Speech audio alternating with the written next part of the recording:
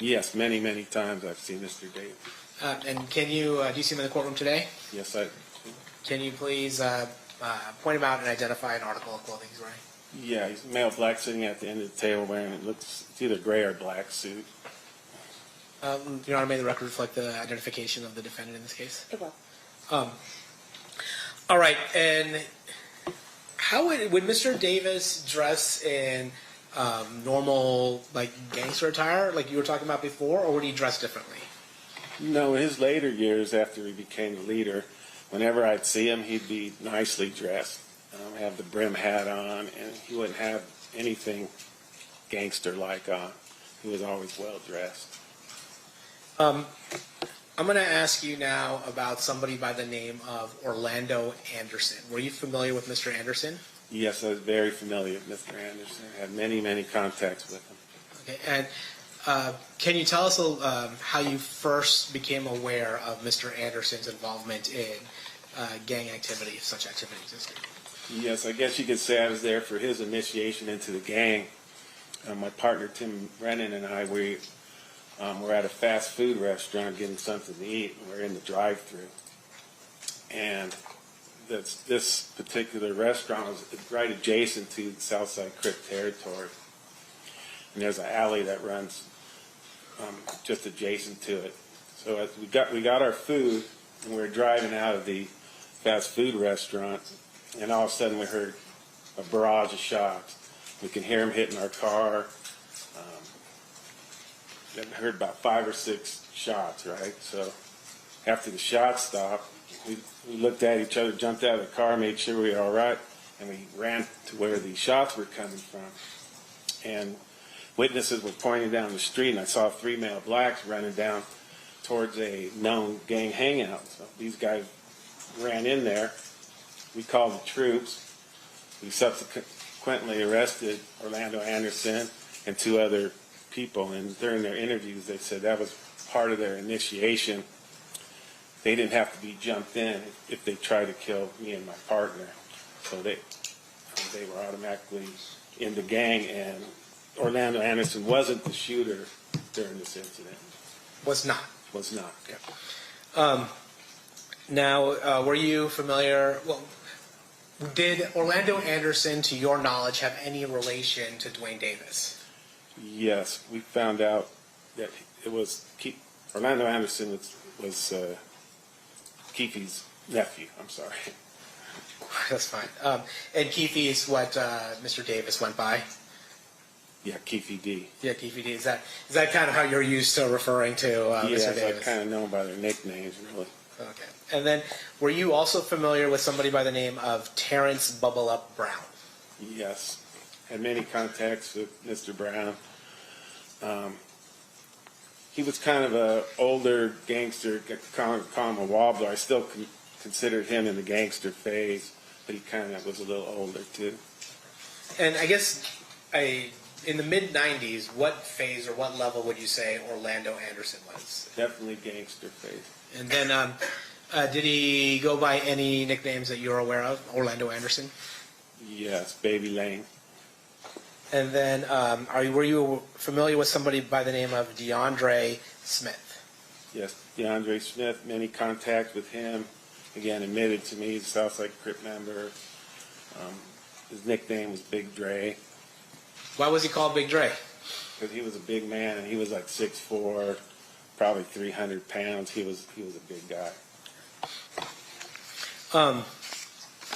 Were you also familiar with a gang called Mob Piru? Yes. Can you tell us about Mob Piru?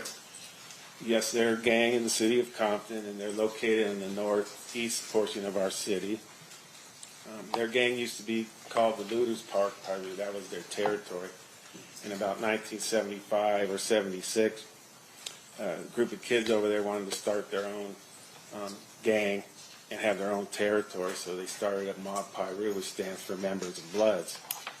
Now, their area is probably a quarter mile in each direction, and there's probably 45 to 50 active gang members in this gang also, and they identified themselves by wearing the color red. So, and just like the Crips wore anything blue, the Pirus or Bloods were everything red. Now, we're going to talk a little bit about the flare-up between Mob Piru and Southside Crips, but even before any of the music or any of the particular 1990s issues that we're here to discuss, would it be fair to say that Mob Piru and Southside Crips were natural rivals?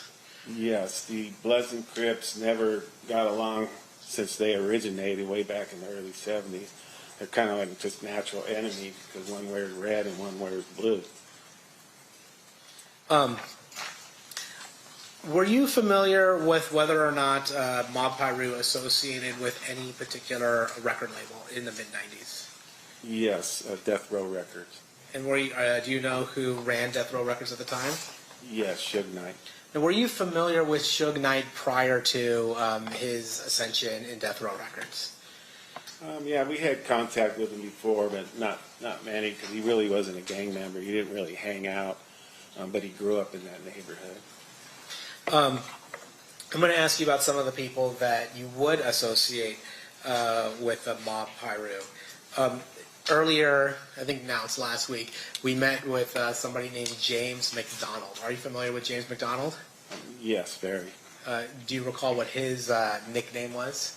Yes, Mob James. Now, would you go to the McDonald house in Mob Piru territory? Yes, Mob James's house was kind of like the main hangout for the Mob Piru, Looters Park Piru. He had two younger brothers, Buntry and Timmy Rue. So this was the main hangout for the Mob Pirus, and we would go there. If you wanted to find a Mob Piru, that's the first place you'd look. So we had many run-ins at this Mob James house. And were you familiar with somebody by the name of Trayvon Lane? Yes. And States Exhibit 60? Do you recognize the person depicted in States Exhibit 60? Yes, that's Trayvon Lane. His nickname's Trey, and he's a member of the Mob Piru. Are you familiar with somebody by the name of Roger Williams? Yes, I am. His nickname is Neckbone, and he's also a member of the Mob Piru. No, actually, I think I skipped something with Trayvon Lane. You had talked about the three levels of being a gangster. What level would you say Trayvon Lane was in the mid-90s? Gangster. So like the middle, most violent level. Yes. And then with in the mid-90s, what level was Roger Williams? Definitely gangster. In the mid-90s, what level was Mob James McDonald? I would consider him an OG. And then in, you'd mentioned Buntry. Is that Alton McDonald? Yes, it is. And in the mid-90s, what level would you describe him? Gangster. And then are you, now in that neighborhood, same neighborhood, there was a person that lived there or grew up there named Reggie Wright Jr. Is that fair to say? Yes. Were you familiar with Reggie Wright Jr.? Very, yes. And when you say very, how are you familiar with Reggie Wright Jr.? Oh, he used to work at the Compton Police Department. He was a jailer, and then he went to be a full-time police officer, I think, in around 1988. He was only there for like 5 years because he got injured and had to retire. Now, I'm going to ask you something, I guess, culturally about gang life. How important is one's reputation in the gang world? Very. It's these guys live for respect. That's how they live their lives. And then, if somebody felt as though they were disrespected, what would you expect them to do? They have to retaliate. If a gang member is disrespected, they have to retaliate, or they're considered a punk out in the streets. And if you get considered a punk out in the streets, you kind of lose your respect and credibility. And what's the consequence of losing your respect and credibility in the streets? Well, I mean, no, you're going to be nothing in that game, really. And then, we talked about the hundreds of murders that you've investigated and the thousands of shootings you've investigated. Was retaliation, in your experience, ever a motive for those shootings or murders? Yes. I've investigated like 1,000 crimes, and I would say 90% of them are because of disrespect. And so when you get disrespected as a gang member, you can expect some sort of retaliation. Now, you had heard gathering intelligence about this Lakewood Mall incident. Is that fair to say? Yes. But you weren't there, were you? No. And just so we're all clear, Lakewood Mall, is that in Compton? No, it's several miles out of Compton. And so that wouldn't be something for you to investigate? No. But as a gang expert and a gang investigator, what to you is the significance of somebody trying to rip off a gang member's chain? Well, it's definitely disrespect, especially the chain that they were trying to take at the Lakewood Mall. It was a highly prized medallion, and these guys wore it like a badge of honor. So them try to steal this chain and beat up this subject, it would be a major display of disrespect. So now this guy's got to go back to the Mob Piru and Death Row Records and tell them what happened. So the next time they see each other, it's going to be on site. As soon as they see each other, some confrontation is going to happen. And you had said that we're talking about the chain. We're talking about that Death Row chain. Is that right? Yes. And you had mentioned that they were wearing it with great pride. By they, who are you talking about? The entourage of Suge Knight. That's Trayvon Lane. Well, back in '95, Suge Knight gave these out as Christmas presents to his entourage, like just, Trayvon, Neckbone, Buntree. They gave one to Reggie Wright Jr. So not too many people had him at this time. So it was a prized possession to these guys. Now, I'm going to take you forward to September 7th of 1996. You become aware of a shooting that occurs out here in Las Vegas, September 7th, 1996. Is that correct? Yes, sir. How do you become aware of the shooting that occurred here on September 7th, 1996? Well, I was at home, and I get a call from my boss, who's Reggie Wright Sr., and he tells me that, hey, Suge Knight and Tupac were just shot.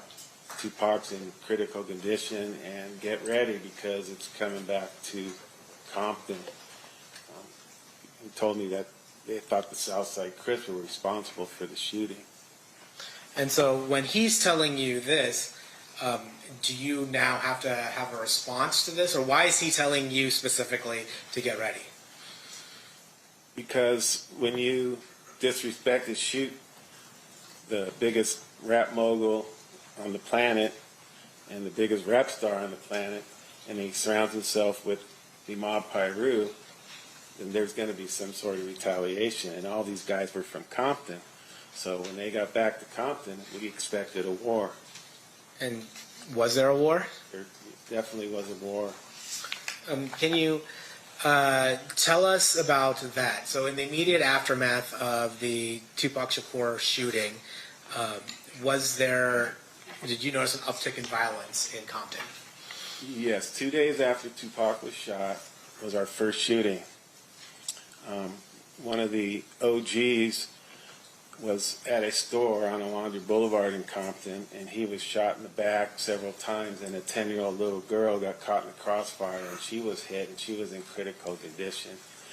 And the guy that was shot was a Southside Crip member, and again, he was a shot caller for the Southside Crips. His name was Darnell Brim. Okay, and we've heard Darnell Brim's name before here, but was Darnell Brim part of the same subgroup of the Southside Crips as Duane Davis? No, he was a Southside Crip gang member like they all were, but there was two factions of it. There was a group called the Burrs Crew, which Mr. Davis ran, and then there was a Glencoe crew that Darnell Brim ran. And is it fair to say that at some point there was a conflict between the two groups that caused the factionalization? Yes, they used to be one big happy family, but there was disagreement over drugs, or some drugs were stolen from one of the Burrs crew members, and that's when they split apart. They start fighting with each other, and they split apart into two different factions. Now, in your understanding of gang culture, would Mob Piru, if they're seeking retaliation, would they be discerning about which crew or which part of the Southside Compton Crips they were shooting at, or would it just be you find a Southside Crip and then you start shooting? Yeah, they don't care. When they go hunting for somebody, they don't care which faction he's from. If he's a Southside Crip member, or they're going to go after him. Now, certainly that wasn't the only shooting that occurred in the immediate aftermath of the Tupac Shakur shooting. Is that correct? That's correct. We had 3 murders and 10 attempted murder drive-by shootings that happened within a 10-day period in Compton. And is that when, and were those shootings going back and forth related to Mob Piru and Southside Crips? Yes. So, I mean, you had mentioned earlier, there's 53 or 50 plus gangs in this 10 square mile radius, but during this particular heightened sense of violence, what was happening was the shooting back and forth between Mob Piru and Southside Crips. Yes, but basically what it told me as a gang investigator right after the first shooting of Darnell Brim, to me there was no doubt in my mind that the Southside Crips were responsible, because the Mob Piru had to retaliate, and they had 54 other gangs to choose from, but they went right after the Southside Crips. So there's no doubt in mind who's responsible for shooting Tupac and Suge Knight. Now, as a result of this, in October, you and your partner Tim Brennan put together a multi-house search warrant.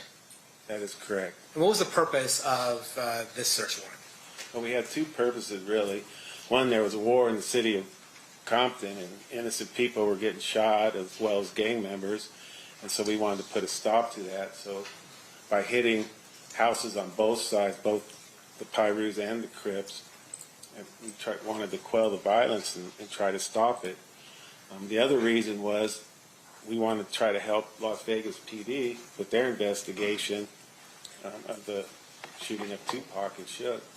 And when you said you wanted to help the Las Vegas Metropolitan Police Department in their investigation of who shot Tupac and Suge, can you elaborate more on how you believed this search warrant might help Metro in this investigation? Yes, the way we handle gang-related homicides is when we did these search warrants, we'd find a reason, hopefully, to arrest them.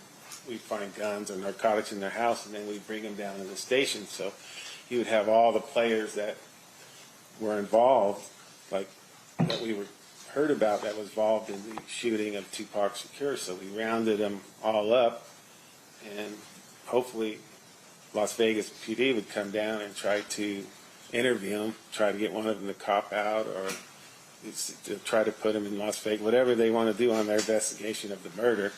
We rounded up all the people for them, so that's how we helped them. So the search warrant served two purposes. You have an active war going on, and you're trying to slow the violence in Compton, but you're also thinking, well, maybe we can get some of the folks who we think might be involved in the Tupac shooting to start talking as well. Correct. Did Las Vegas Metropolitan Police Department send detectives out here for that purpose, or out there for that purpose? Yes, they sent 2 detectives. Now, with regards to the search warrant itself, were a number of firearms recovered as well? Yes. And was part of the goal that maybe not only just take the guns off the street for the Compton war, but was there a hope that maybe the firearm for the Tupac Shakur murder might be recovered as well? That's correct also. It's fair to say that that did not happen. That's correct. You know, I'm actually going to approach with State's proposed exhibit number 161. Okay.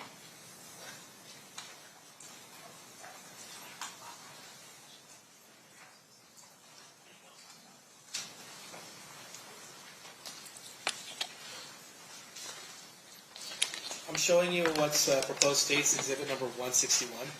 I gotta get my glasses on. No problem.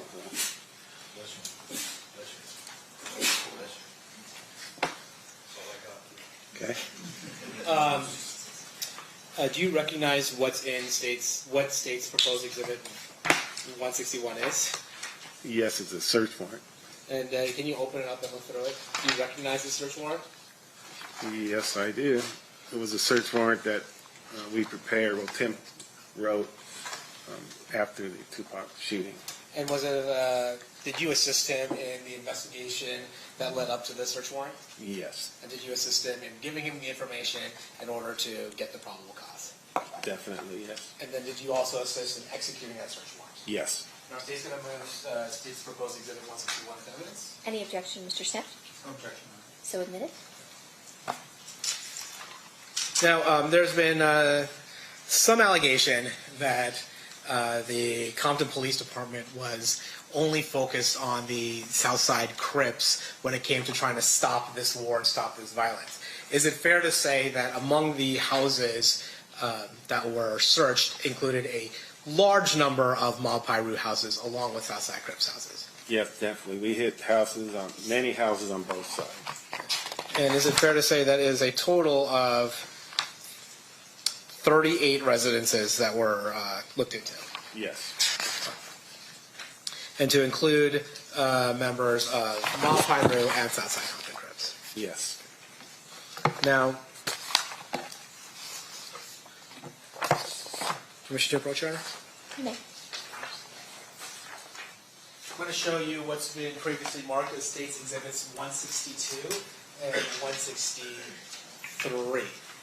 Do you recognize what these are? Yes. What are they? These are evidence that we collected at the scene. Okay. And without going into the addresses, is it fair to say that these were evidence that were collected from Duane Davis's house and Duane Davis's family's house? Yes. Okay. Now I'm going to move State's Exhibits 162 and 163 to evidence. Any objection? No objection. So admitted.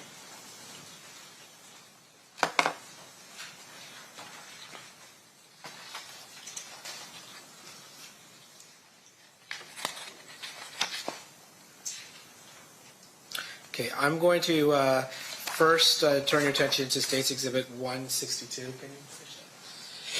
Yeah, you just want me to avoid the address, though, right? We have to avoid the address. Maybe take it off. Jessica, maybe take it off me while it comes up, so we can avoid the address itself.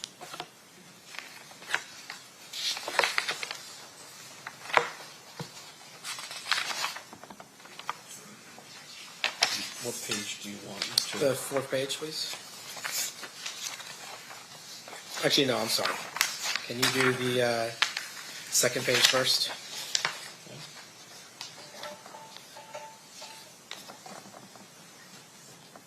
Okay. Yes. Okay, so this is the first address we're going to talk about here. And again, we're not going to go into what the actual address is, but do you recognize the people that are listed that were located at the address?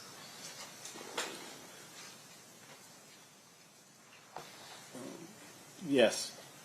And fair to say they were members of Mr. Davis's family? Yes. Now I'm going to turn your attention to the next page.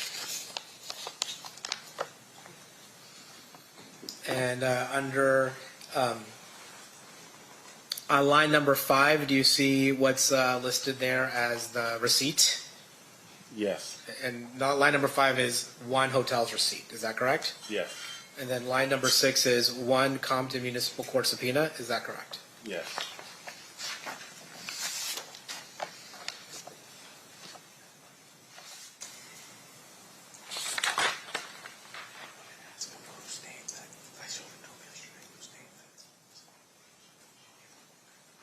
Then I'm going to show you State's Exhibits 163, if we can take it off us for a second.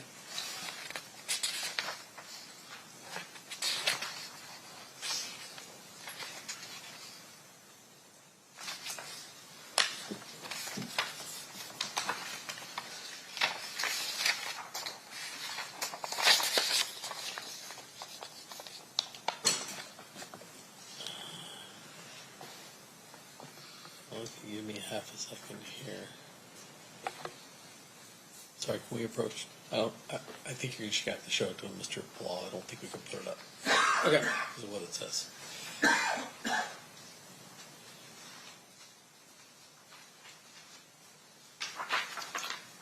So I'm showing you page 3, States Exhibit 163. Can you tell us what this document actually is? Yeah, it's a receipt for property taken. And then it actually mentions who is taking some of the property here, doesn't it? Yes, And who's that? myself. Okay. And then one is a letter from the Excalibur Casino, is that correct? Yes, And then the other is an envelope addressed to Orlando Anderson, is that correct? yes, And then the third is miscellaneous bills addressed to Orlando Anderson as well, is that correct? yes.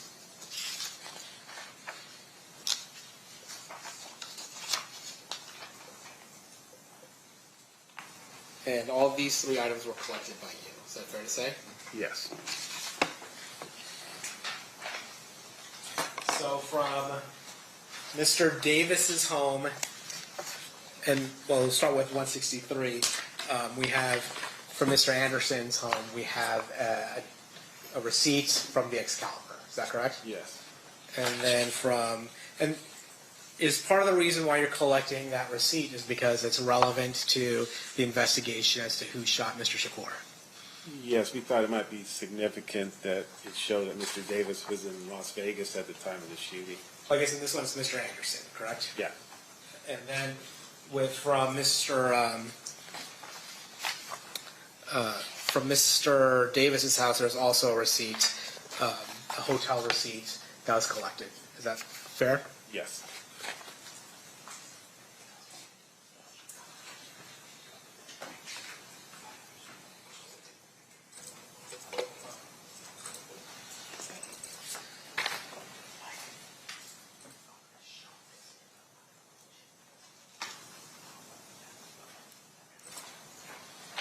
Yeah, I'm going to approach. I'm going to show you States 160.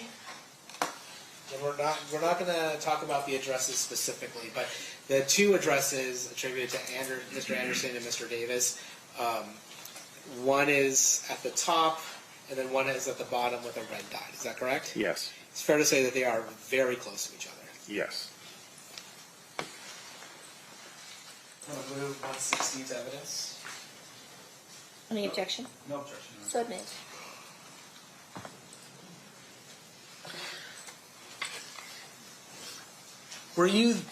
So Mr. Anderson, was he one of the people that was caught up during the search warrants, this 38 house search warrant? Yes. And was Mr. Davis around during the 38 house search warrant? No, we couldn't locate him. So you were able to locate Mr. Anderson, but Mr. Davis was just not around. Correct. And you don't know why or how that is. That's correct. But with regards to Mr. Anderson, it's fair to say Mr. Anderson at that point is a person of interest, at least, in the shooting of Mr. Shakur. Definitely, yes. And then at that point, do you make him available for questioning with Detective Becker from LVMPD? Yes. And does Mr. Becker make an attempt to question Mr. Anderson? Yes. And did any useful or relevant information come out during the course of that questioning? Not that I was aware of. Now, let's fast forward a little bit. You were aware that 6 months later, Christopher Wallace, also known as the Notorious B.I.G., also known as Biggie Smalls, he was killed in Los Angeles. Is that correct? Yes. Now, was that in the Compton area? No. And so, were you responsible for the investigation into Christopher Wallace? No. But did you end up assisting the LAPD in trying to execute search warrants in an attempt to gather information on the murder of Christopher Wallace? Yes. And why were you the person, or you and Mr. Brennan the person that LAPD would ask for assistance?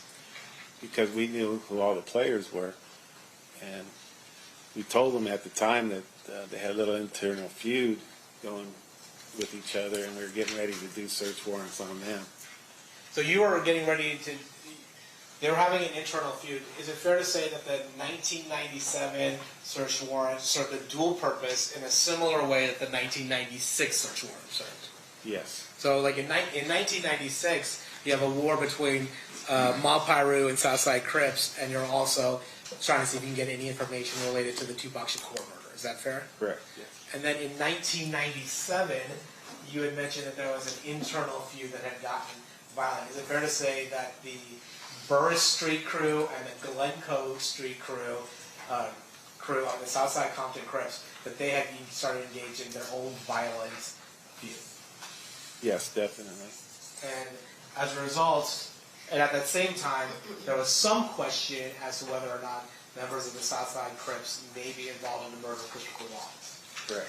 And so, were those two goals, or those two functions, part of the reason or the basis for executing the search warrants? Yes. Now,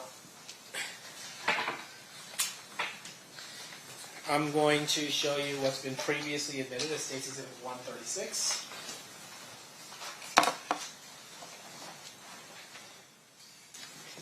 Do you recognize State's Exhibit 136? Yes. This is a search warrant we did on.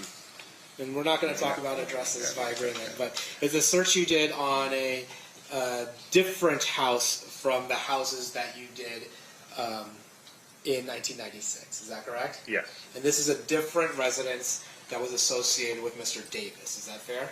Yes.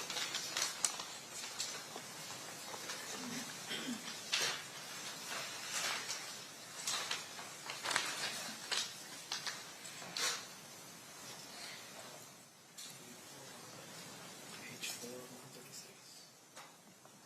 It's not actually 136, but it is. Just give me a second. In court's indulgence, Your Honor, we're just pulling that up. Sure.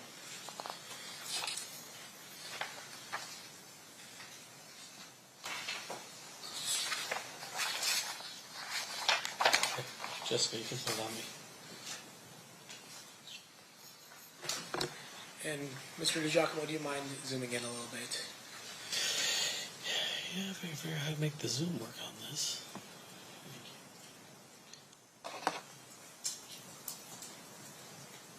That didn't work. Let's see if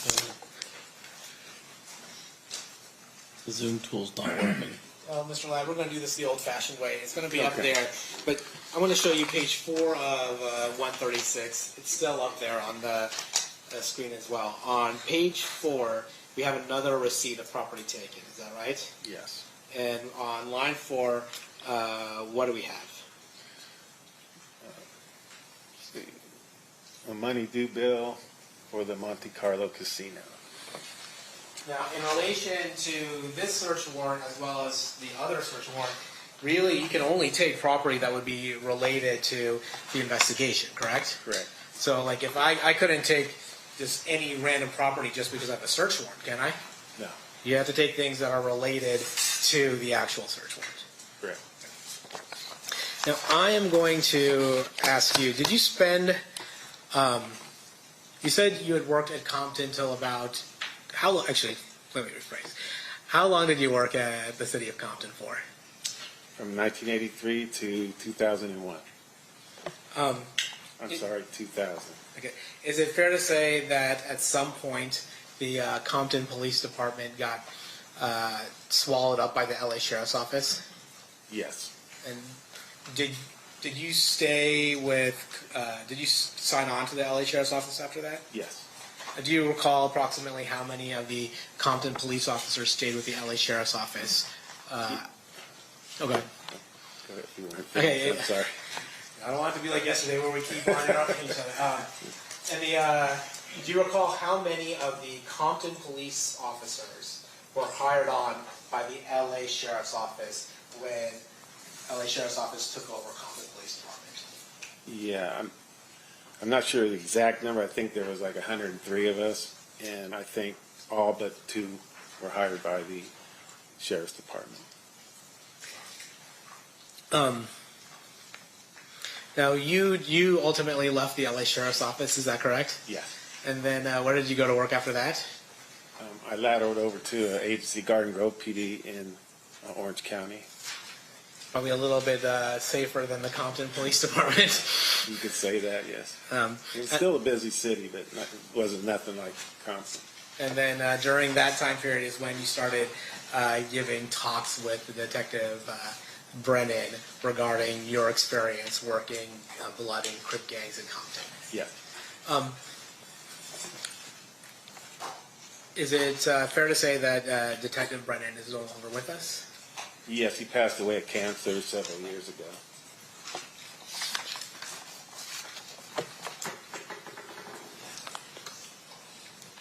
Oh, yeah.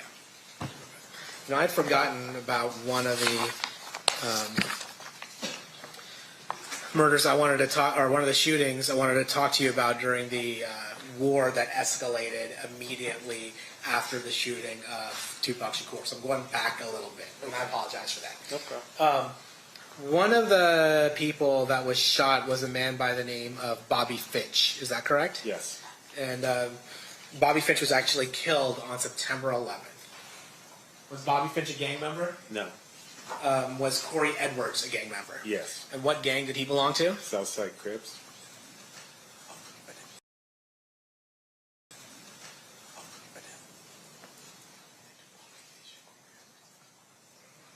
And do Bobby Finch and Corey Edwards look alike?